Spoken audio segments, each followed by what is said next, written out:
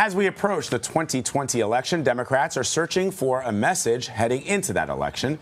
Axios reports data from advertising analytics show healthcare was the top issue referenced in Democrats' ads in the 2018 midterms. So will the party stick with healthcare in 2020 or move on to other issues? Sara Fischer is a media reporter for Axios, and she joins us now with more on this reporting. Thanks for joining us. Hi, thanks for having me. Okay, so explain where this data comes from first off, and then what it reveals. Yeah, so there are a few firms in Washington, D.C. that specialize in campaign advertising. This is one of them. And what they found is that in 2018, Democrats overwhelmingly messaged around health care. And that was down the entire ballot, Senate, House, gubernatorial races. You would expect going into 2020 that each party is going to find a message and drive it home. Because remember, we have a presidential election, but Democrats want to keep the House, too. They also might want to win back the Senate.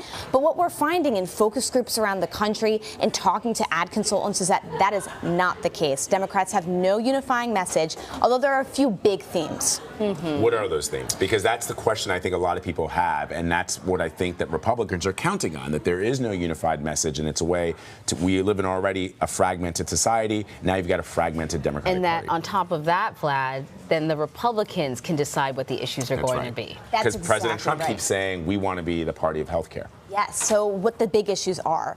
The Green New Deal, so the Democratic Party is taking a much more progressive stance on climate change.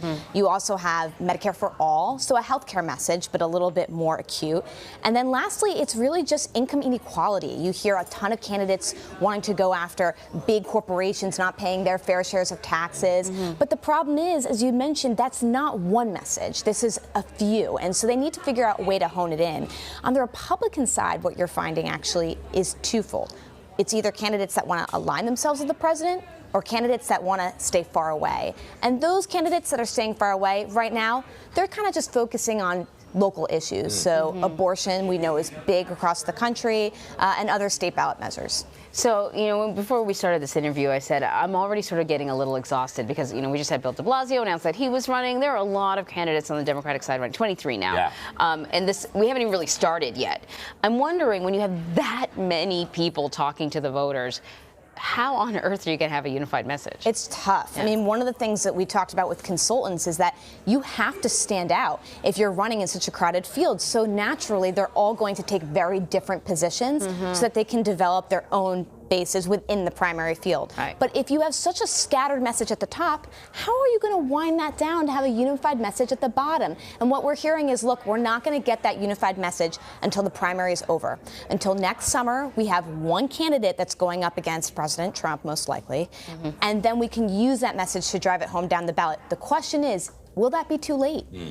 We don't know. Sarah, let me ask you about the Republicans, because much in the same way that we are having this really deep dive discussion on the Democrats and their lack of unity, is the message around the Republicans centered around Donald Trump? In other words, we talk about the Republican Party, but has that been firmly become the party of Trump? In other words, if the president says something or does something, you're a Republican if you agree, if you find ways to make true what the president says either on his Twitter feed or what he says in campaign rallies. Are there any true fiscal conservatives in the Republican Party, for example? I think what you're describing is the phenomenon that we've seen in the past 2 years. If you are on the ballot in a state or in a House race, if you are in a place that was voting overwhelmingly for Trump, you want to do exactly that. You want to endorse his policies and embrace them. Even if they go against what the Republican standard has been since Ronald Reagan. Yes, that's what we're finding. In fact, if you talk to people right now on the trade issue with China,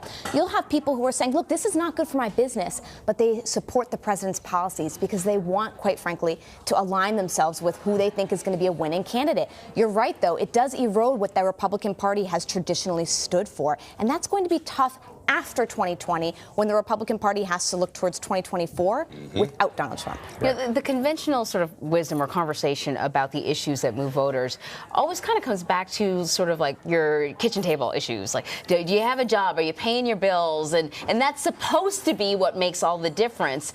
But it seems like it's not. I don't know if it's because so many people are watching politics almost like a sport, that if the president says immigration is the issue, then they forget about whether or not paying their bills and getting their kids to soccer practice is what's important to them. I completely agree with that. And one thing we've also seen in this election is people are starting to focus on long-term issues. So climate change is not something that's necessarily going to happen today or tomorrow. But people are talking about it because they're worried about what happens 50 years down the road. The same thing is happening, quite frankly, when we're talking about economic inequality. Some of the policies that are being talked about are not to impact people today, but to impact their kids and their grandkids. That's a huge shift that we've seen in this election. Interesting. You've also been reporting on the White House's new social media censorship tool. What are they trying to do here? I mean, there's a narrative from the president that social media is trying to censor conservative views or conservative tweets or postings. What's this all about?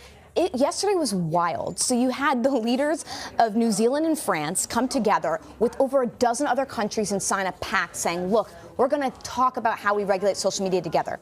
The White House says, we're not going to be a part of that because we stand for free speech. And hours later, they launch a tool saying, look, if you feel like your free speech has been violated, here's a way that you can flag that by us. Now, the problem with that, quite frankly, is that if you look at the actual tool and the form, it's so easy to game.